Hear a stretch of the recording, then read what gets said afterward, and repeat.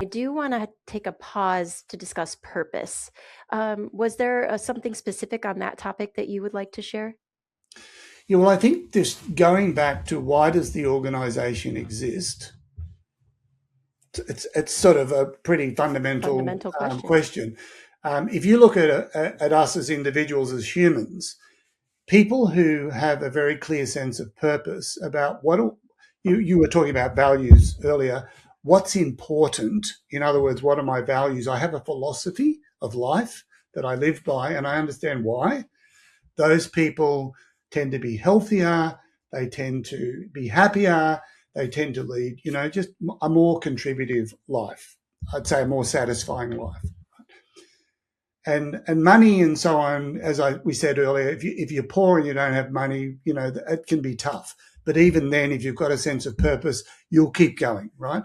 But if you don't have a sense of purpose, you don't know what you stand for, you're being swept, along with whatever's convenient at the time, you will end up miserable and probably creating a lot of misery around you.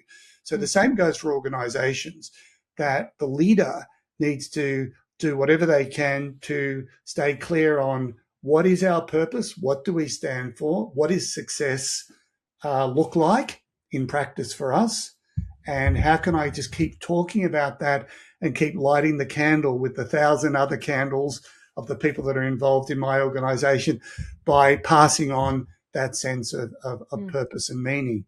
That's one of the roles of the leader.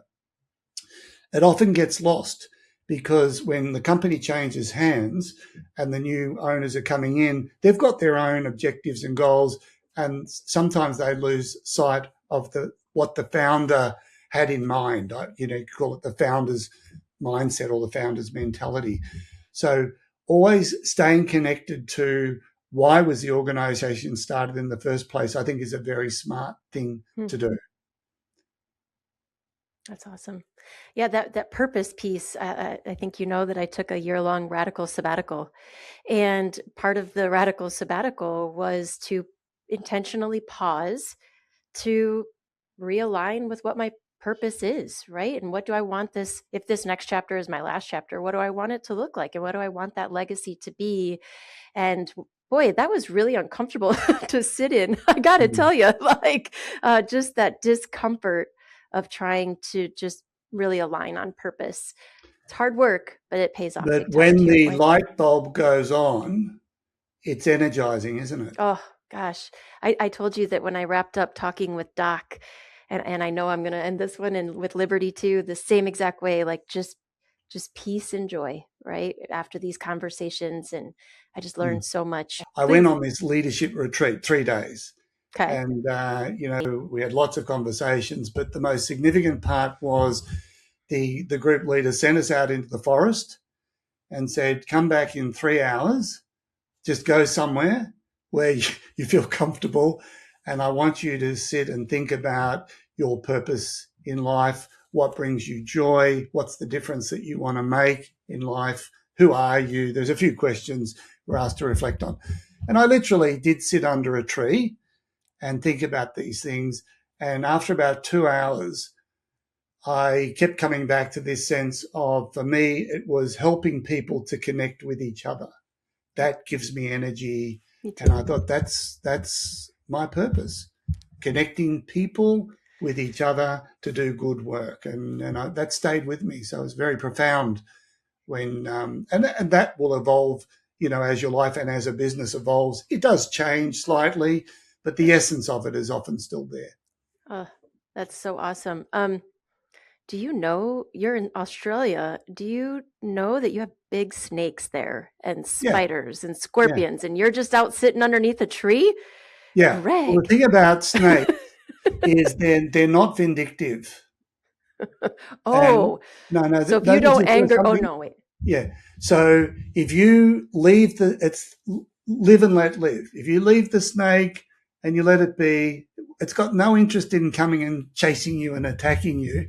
If you stand on it or sit on it, yes, it will bite you. So the principle that we started off today, pay attention. and you'll be and live and okay. let live. It'll be okay. I keep telling my younger son that I asked this cocktail party question, which is, if time and money were no object, where in the world have you been that you would immediately go back to? And for me, that is New Zealand and Australia. And he's Well, like, New you're Zealand going has by no snakes, so no they've got a snakes. competitive That's why edge. it's because they're over with you. And he's like, well, you can go without me. I'm like, what? Australia's beautiful. And he's like, Mom, they have the three snakes, scorpions, and spiders. He's like, I'm out. You go to So New I will. Zealand. No snakes in New Zealand. Perfect. Okay, rapid fire. And this is a little bit all over the place. So Yeah. just whatever comes to top of mind. One behavior every franchisor should stop doing tomorrow. Patronizing and disrespecting their franchisees, treating them like they're more intelligent than the franchisee. One question every franchisee should ask before signing. So I guess that's a prospective franchisee. Yeah. And let's add every investor as well to that. Attend the conference or group meetings, because by attending the group meeting, you'll find out the culture. Mm. The single best way to build trust at scale, so over a bigger group. Keep people informed about what's going on. What is one culture mistake that you see repeated around the world? Arrogance. Uh, Like someone comes in and thinks they know more than they really know. awesome. Can franchising be both high growth and high trust, or is there always a tension there? It can be high growth and high trust, except when you get to a point of saturation, and then more growth leads to a loss of revenue or profitability for the existing members, then you're going to have a trade-off. Cannibalization is going to lead to a trade-off. And if you could add one metric to every franchise disclosure document, what would it be? I would call it the ACE mindset. It stands for advocacy, commitment, and engagement. And so there should be a way of measuring that. Advocacy is whether they would recommend the business. Commitment is whether they want to stay. And engagement is whether they're turning up and involving themselves in meetings. And that metric should definitely be there as a KPI. Thanks for joining me on the Owl's Edge. If you found this conversation enlightening, please share it with others who influence outcomes for franchise stakeholders. To explore more on the topics of franchising and private equity, visit us at auspiciousowlgroup.com and be sure to follow the Owl's Edge wherever you listen to podcasts. Until next time, be smart, be wise.